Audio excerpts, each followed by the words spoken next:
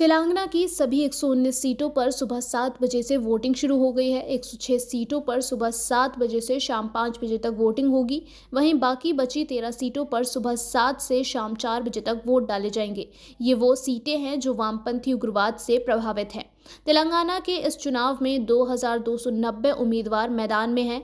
इनमें से 221 महिलाएं और एक ट्रांसजेंडर शामिल हैं। इस बार कुल 103 विधायक फिर से चुनाव लड़ रहे हैं, जिनमें से अधिकांश सत्तारूढ़ बीआरएस से हैं।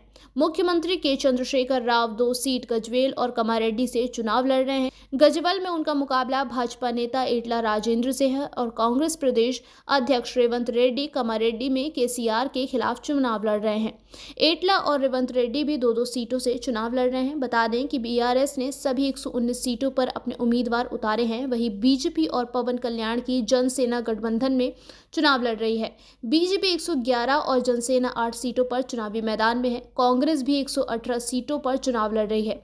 उसने सिर्फ एक सीट अपनी सहयोगी सीपीआई को दी है। असदुद्दीन ओवैसी की एआईएमआईएम ने 9 सीटों पर उम्मीदवार उतारे हैं। तेलंगाना विधानसभा चुनाव में 3.26 करोड़ वोटर्स अपने वोट का इस्तेमाल करेंगे। पूरे राज्य में 35,655 पोलिंग बूथ बनाए गए हैं। वहीं चुनाव ड्यूटी के लिए करीब 2.5 लाख कर्मचारियों को तैनात किया गया है।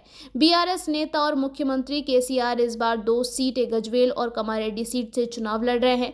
मौजूदा समय में केसीआर गजवेल सीट से विधायक है। गजवेल से बीजेपी ने ई राजेंद्र तो कमारेड्डी ने वेंकट रमन रेड्डी को उम्मीदवार बनाया है। वहीं कमारेड्डी से कांग्रेस ने अपने प्रदेश अध्यक्ष रेवंत रेड्डी को मैदान में उतारा है। रेवंत रेड्डी कोंडांगल सीट से भी चुनाव लड़ रहे हैं। तेलंगाना में चुनाव से पहले बीएसडेफ public school Banjara hills Hyderabad में मॉक पोलिंग की तैयारियां चल रही हैं। मुख्यमंत्री केसीआर की नजर जहां लगातार तीसरी बार राज्य की सत्ता में वापसी करने पर होगी, तो वहीं कांग्रेस और बीजेपी किसी तरह से उन्हें रोकने की कोशिश कर रही है।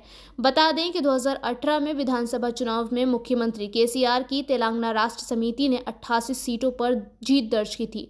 हालांकि अब टीआरएस का नाम भारत राष्ट्र समिति हो गया है। पहले चुनाव में कांग्रेस ने 19, टीडीपी ने 2, बीजेपी ने 1, एआईएमआईएम ने 7 और निर्दलीय ने 1 सीट जीती थी।